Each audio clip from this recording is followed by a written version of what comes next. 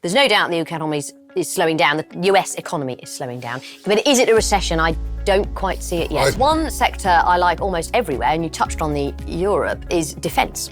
That's not going away. Defence is going to get a slew of money. If somebody stuck a pin inside the US stock market, it might just drop.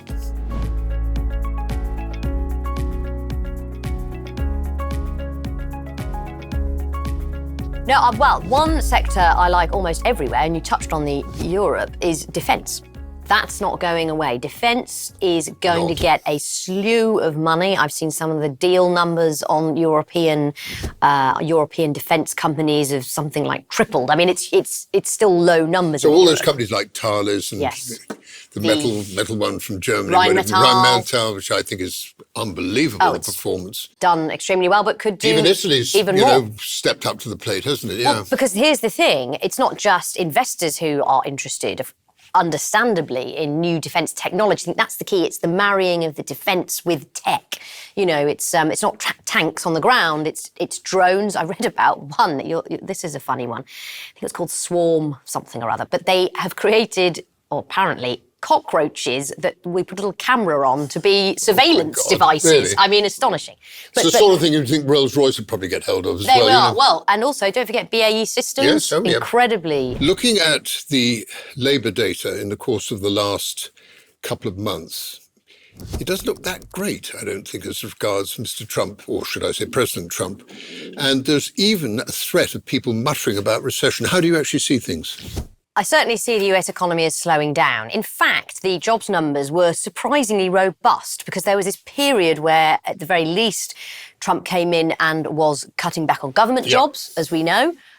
Yes, indeed. And of course, there's been multiple shocks with tariffs and all the rest of it, and some fresh uncertainty for business. So I think it was a given that there would be a slowdown, and it was a bit of a surprise. It hadn't yet been seen in the data. So now we've had the revisions, including, a very big annual benchmark revision. There's worries about the data itself, in fact. I mean, maybe we should touch on that a tad. But there's no doubt the economy is slowing down. The US economy is slowing down. But is it a recession? I don't quite see it yet. I am absolutely staggered at how calm international stock markets are. Amazing, I mean, I do get France and Germany, despite the French economy, which we'll go on to later, because they've got so few stocks, and they are the kind of stocks that could rally and have rallied very strongly. But also what worries me is that if you flick away at NVIDIA, Microsoft, Amazon, and a few of these other huge companies that are, of course, involved in AI, you just think if somebody stuck a pin inside the US stock market, it might just drop.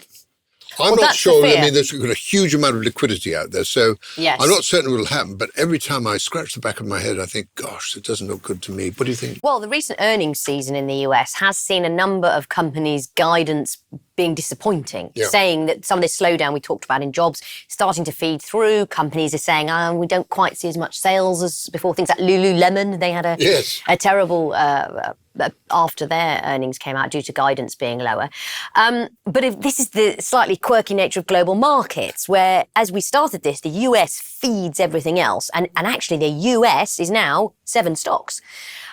So, I mean, NVIDIA just about seems to keep on beating expectations. But look, it can't do it forever. And I've noticed a slight shift now. There was, as with all new technology, lots of excitement about AI. But we're now getting that second level of, it helped somewhat, but how much is it really making us more efficient? Because of what's happening in the US economy, it's possible that we'll have a rate cut somewhere around the 17th, 18th of September. Some say 40%, others say maybe half. The point I wanted to raise with you is because it's connected really, I think, with the international bond markets. One thing that frightens me, but I suppose it's a lack of knowledge in some respects that I don't get terribly upset, is the level of international debt is catastrophically high as far as I'm concerned. I mean, $36.2 trillion, the United States of America, thanks, Joe. And then you look at what's happening in France, my God. Their borrowing now is, I think, 112% of GDP, or very roughly. And I can see Chancellor Reeves smiling like a Cheshire cat saying, whew, got away with it. Even though I've had 5 rates cuts, my bond yields are still in excess of what they were under Liz Truss, but they are coming down. Well, here's the thing we need to look at with debt. Put the meat on the bone for me. Is the yield curve and the shape of it. You talked of rate cuts, which we will see more of, not just in the UK, but the US, possibly Europe will come back with one as well. So that's the front end, the very overnight rates that can come down. But it's this long end, the longer dated bonds that are very difficult to digest because of this huge amount of issuance, partly due to the fact of inflation worries, inflation clearly much higher than it was pre-pandemic, but also, government's commitment to fiscal rectitude, which is going out of the window left, right and centre. Look, this is all something we've often talked about, David. It's kind of the chickens are coming home to roost on the pandemic. You can't bail everybody out to the tune of what took Whatever place. it was, 400 billion in the UK. Plus, that the bill comes due one day. China's 33% drop in traffic to and from the United States. I thought in 1 month. Mind you, the Chinese are notorious for being economical with the truth, aren't they, really? Well, it's quite hard to rely fully on Chinese data. And in fact, even if you did, the prior year was a very high point. So it was always going to come off quite a bit. Also, with the trade data, really complicated now because of this thing called transshipments. Oh, yeah. Because, of course, the Trump administration is trying to stop Chinese goods rerouting themselves through other countries. And look, they're trying to turn around a supertanker here of this relationship between China flooding the world with its cheap goods. So it's not going to... Trump did have a point, didn't he? He does. Going back just to say the imbalances were actually ridiculously high. Yes, there'd been a sort of, if you like, Faustian pact, if I might describe it as that, which is a bit like, look, we'll use the cheap labour over there to get our cheap goods and, the consumer will have a wonderful time in the US, but then where are the jobs?